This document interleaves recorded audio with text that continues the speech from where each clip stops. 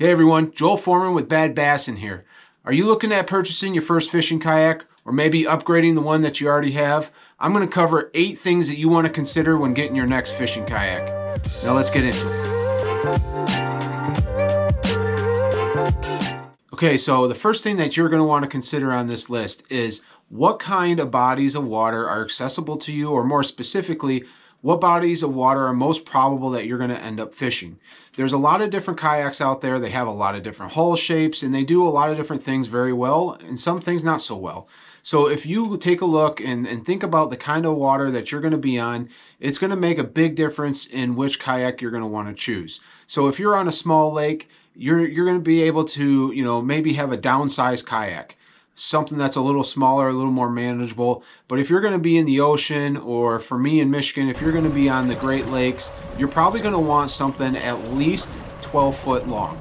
Now, you also got to consider if you're going to fish rivers, because on rivers, you're probably looking at wanting to get something that is maybe a little more narrow, not as wide, something that can easily fight through the current of the river versus a lake where you don't have a whole lot of moving water.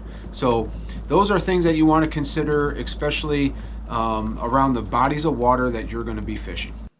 Okay, so number 2 on this list is, what goal do you have for getting this kayak and what do you want to accomplish for it? It might sound silly to ask that question, but it's really honestly one of the most important questions you got to ask yourself. If you're maybe a bank fisherman and you want to just get off the bank and get into places that you just never have been before and do a couple hours here or a couple hours there, then you might want to consider getting a sit-in, a cheaper kayak that's a sit-in kayak that might be able to get into some places and you can easily paddle around.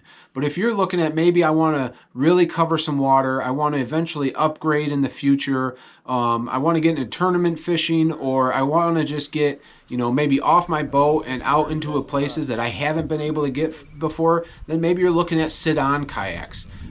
So there's a lot of different reasons. That's one of the main things that you want to ask yourself. What ultimately do you want to accomplish with this? And really also consider, is there a possibility in the future that I would have to upgrade again?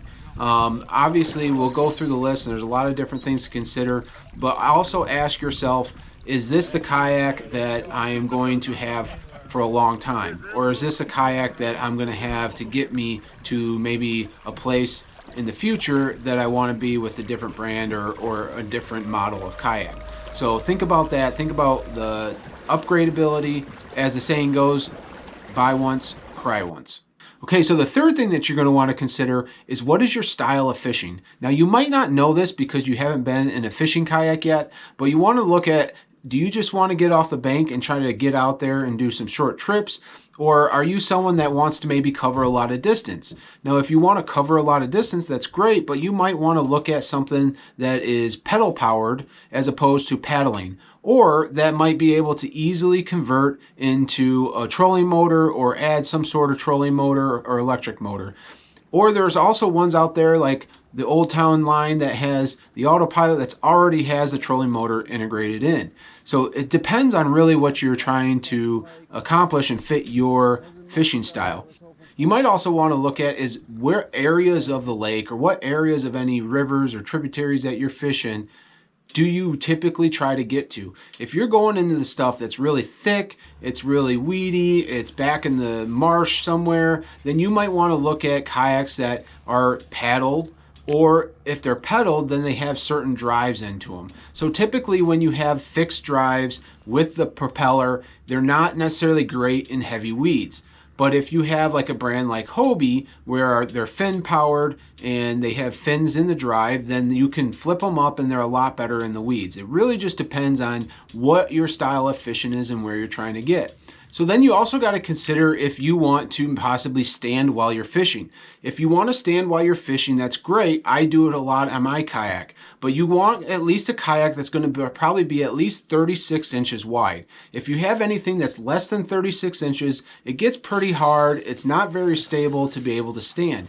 You also want to consider how high up is the center of gravity on that seat. If you're very low, then it's going to be hard to stand in a kayak, frankly. If that seat is up high, then it's going to be a much easier stand, but it's going to be a little more top heavy. So for me personally, I have an Old Town Sportsman 120 PDL, and I like to stand.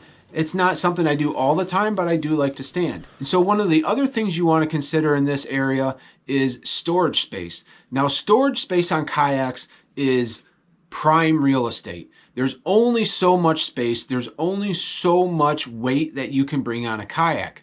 So you want to look at the weight of the kayak and the storage space of the kayak. You want to look at the well in the back. You want to look at the ability, can I get something under the seat? Can I get storage options on the sides? Where are the rails at? What storage modifications do I have the ability to put in the kayak?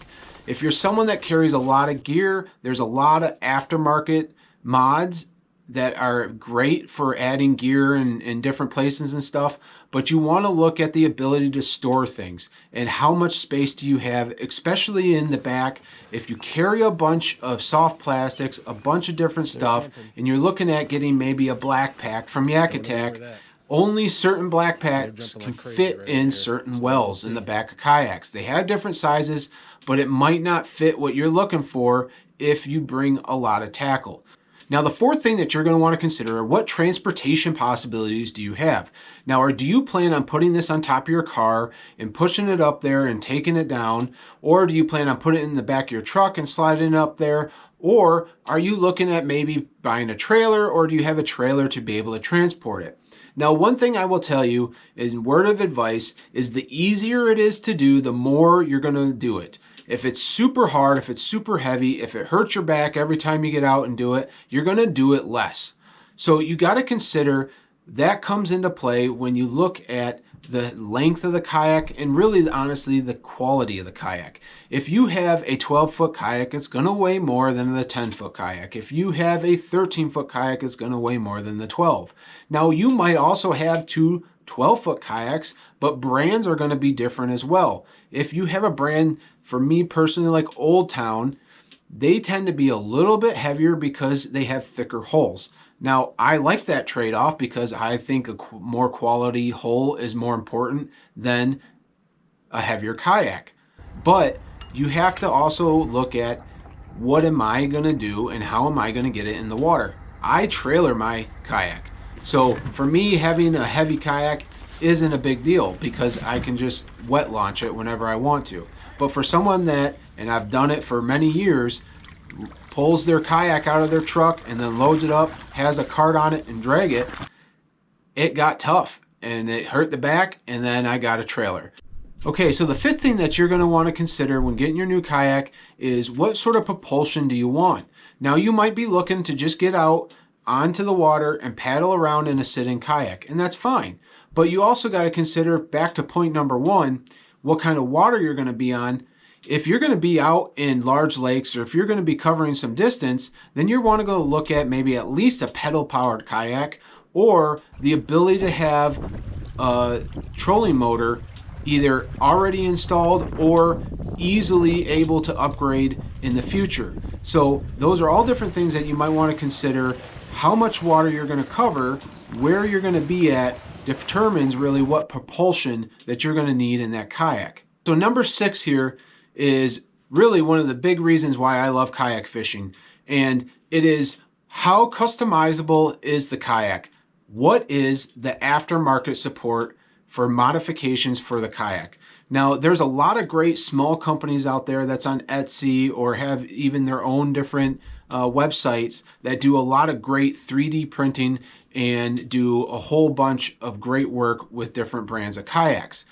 Obviously, you have companies like Yak Attack that make almost everything that you can imagine for kayaks, and you can go onto Amazon and find a lot of different things. But a lot of these different companies are probably pretty niche to certain brands. So you want to look at, what is the customization that I can do on each kayak. I did it on my first fishing kayak. I did a lot of the stuff myself. It was super fun. I really enjoyed it. And then when I upgraded to my most recent kayak, which is the Sportsman Old Town 120 PDL, I did all these different mods, and there was a lot more support. And that was one of the big reasons why I chose the Old Town. Okay, so the seventh thing you're going to want to consider is what is the warranty or the reputation of the manufacturer for these kayaks. Now, I'm going to save you from my own personal opinions because everyone has them and there's a lot of different experiences on it. Comment and maybe we can talk about it.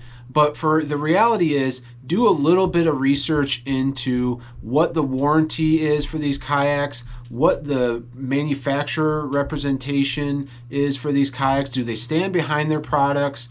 Is there major issues with any sort of drives or pedal drives or anything like that? Look at, do they support the warranty? That's a huge deal. Some companies have very, very limited warranties. Others have lifetime warranties, but they might not necessarily transfer to used kayaks that are bought off Facebook Marketplace or something like that.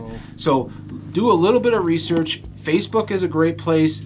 Most manufacturers, most major models and manufacturers of kayaks have Facebook pages that people talk and are able to shoot ideas or talk about their particular model of kayak.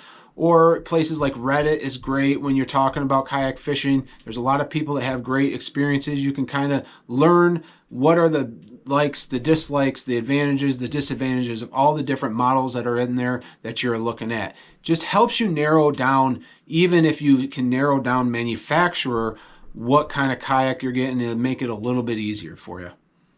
Okay, so the eighth and final thing that you want to consider is probably the most important. Let's be honest, it's what budget do you have for the kayak? So take all 7 things that we talked about before, find a manufacturer, the models from that manufacturer that fit into your budget. Or look at maybe Facebook Marketplace. There's pretty good aftermarket Facebook Marketplace where people are selling kayaks or upgrading and stuff, and they're selling their old one. You might be able to get a really nice deal on a really good kayak. Now, not all warranties transfer to, when they're sold as used, so they might not transfer to the new owner, so look into that a little bit. Please comment with any questions. If you like this video and it's helpful, please like and subscribe. It helps out the channel. I hope you guys enjoyed it and you learned something, and I will see you guys next time. Take care.